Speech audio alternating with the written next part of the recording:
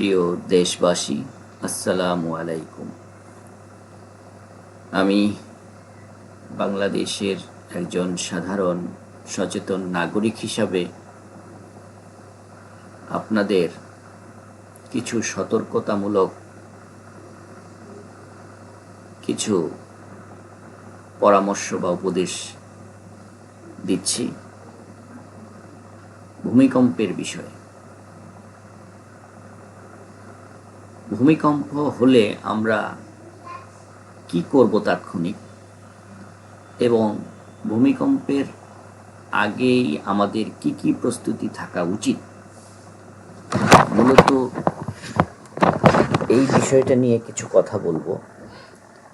আপনারা লক্ষ্য করছেন যে বাংলাদেশে, বিশেষ করে ঢাকায়, নরসিংদী এবং অন্যান্য জেলাতেও ইদানিং ঘন ঘন ভূমিকম্প হচ্ছে, এবং বিশেষজ্ঞরা বলছেন বড় ভূমিকম্পের এটা পূর্বাভাস, বড় ভূমিকম্প হওয়ার আশঙ্কা আছে।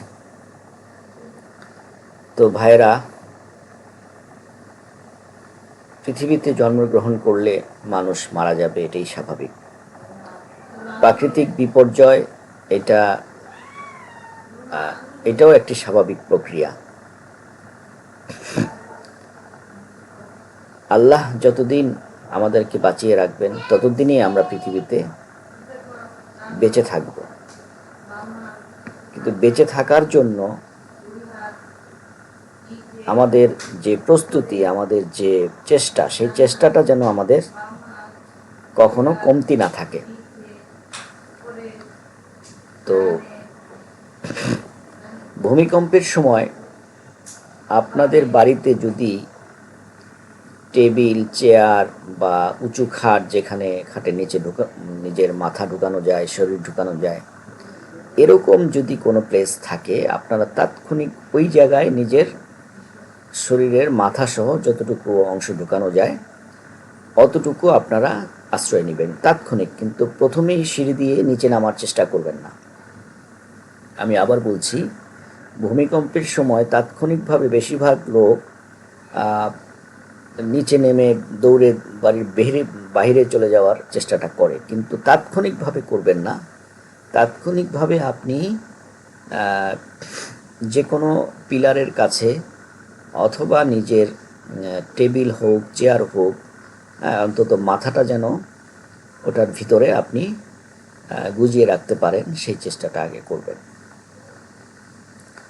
কারণ ভূমিকম্প হলে যে কোনো একটা সাইড থেকে এটা ধসতে থাকে। তো যদি আপনি কোনো টেবিলের নিচে থাকেন, তাহলে হয়তো রেস্কিউ টিম আপনাকে ওই দেয়াল ধসার পরেও আপনি হয়তো বেঁচে থাকার একটা সুযোগ পাবেন, কেননা পুরো চাপটা আসবে টেবিলের উপরে। অর্থাৎ সেটা কাঠ হোক, অবশ্যই সেটা কাচের হবে না, কাঠের হতে হবে, অথবা কোনো শক্ত জাতীয় কোনো টেবিল বা চেয়ারের নিচে বা খাটের নিচে, অথবা আলমারির ভিতরে যদি আপনি ঢুকতে পারেন, কাঠের আলমারি হোক, স্টিলের আলমারি হোক, সেখানেও যদি আপনি ঢুকতে পারেন, সেটাও হবে ইনশাআল্লাহ। এরপর আপনারা যেটা করবেন সেটা হচ্ছে, ভূমিকম্পের কাঁপুনি যখন একটু থেমে যাবে, তখন যদি আপনি দেখেন যে আপনার ঘরের দরজার একটি অংশ ভেঙে পড়ে আছে, বা আপনার রেলিং ভেঙে পড়ে আছে, যেখান দিয়ে আপনি বের হতে চান সেই জায়গাটিও বন্ধ, তাহলে আপনি কি করবেন? তো আপনি যেই জায়গায় আছেন সেখান থেকেই আপনি চিৎকার দিতে থাকবেন, বা আপনার যতটুকু শক্তি সামর্থ্য আছে মুখ দিয়ে সাহায্যের জন্য আবেদন করতে থাকবেন। এই হচ্ছে আপনার প্রাথমিক অবস্থায় আপনি যদি বেঁচে থাকেন, বা যদি আপনি আপনার সেফ জোনটা যেই জায়গায় আপনি আশ্রয় নিয়েছেন সেই জায়গাটিতে যদি আপনি সেফ থাকেন, তাহলে আপনি ওই জায়গায় কিছুক্ষণ অবস্থান করে তারপরে বেরিয়ে যাওয়ার সুযোগ থাকলে আপনি বেরিয়ে যাবেন। আর বেরিয়ে যাওয়ার সুযোগ না থাকলে সেই জায়গায় অবস্থান করে আপনি চিৎকার দিতে থাকবেন মানুষ সাহায্যের জন্য, হেল্পের জন্য। রেস্কিউ টিমকে আপনি সাহায্যের জন্য আবেদন জানাতে থাকবেন জোরে জোরে, যতটুকু আপনার গলায় জোর থাকবে। এখন আসি ভূমিকম্পের আগে আমরা কি কি প্রস্তুতি গ্রহণ করব। ভূমিকম্পে যেহেতু এখন ভূমিকম্পটা একটা নিয়মিত বিষয় হয়ে যাচ্ছে আমাদের দেশে, ক্লাইমেট চেঞ্জের কারণেই হতে পারে, অথবা আমরা প্রকৃতির উপর যে অত্যাচার করেছি সেই অত্যাচারের প্রতিশোধ হিসাবেও আসতে পারে, অথবা আমাদের পাপের কর্মের ফল হিসাবে আল্লাহ সুবহানাহু ওয়া তাআলার পক্ষ থেকে গজব আসতে পারে। যাই হোক, ভূমিকম্পের জন্য যে প্রস্তুতি আপনি নেবেন,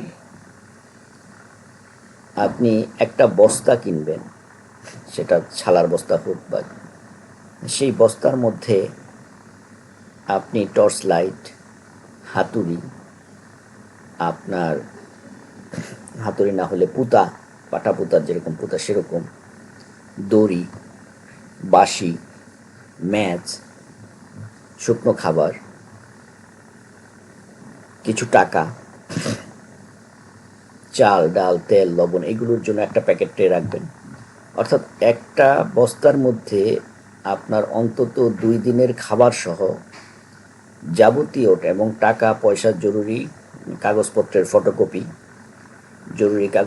ফটোকপি, হ্যাঁ, চেক বই, এগুলো আপনি একটা বস্তার মধ্যে বেঁধে ঘুমানোর আগে, হ্যাঁ, আপনার বালিশের নিচে একটা বাঁশি রাখবেন, একটা হেলমেট রাখবেন কাছাকাছি, একটা হেলমেট, একটা বাঁশি,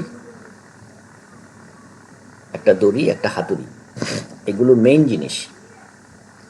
আর বাকিগুলো আপনার যেগুলো প্রস্তুতি হিসাবে, যদি ব্যাপক ভূমিকম্প হয় আপনি ওই জিনিসগুলো যদি সম্ভব হয়, নিজেকে তো আগে সেভ করবেন, নিজের বস্তা যা খুশি তাই হোক, প্রাথমিক অবস্থায় আপনি নিজেকে সেভ করবেন।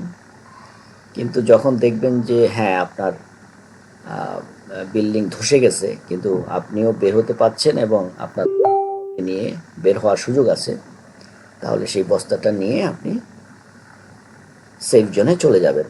অথবা রেস্কিউ টিম যদি আসে, ফায়ার সার্ভিস বা যে কোনো রেস্কিউ টিম যখন আসবে বা আপনাকে উদ্ধার করার জন্য যারাই আসবে, প্রতিবেশী, আত্মীয়স্বজন যাই হোক, তাদের মাধ্যমে আপনি বেরিয়ে যাওয়ার চেষ্টা করবেন। তাহলে কি রাখবেন?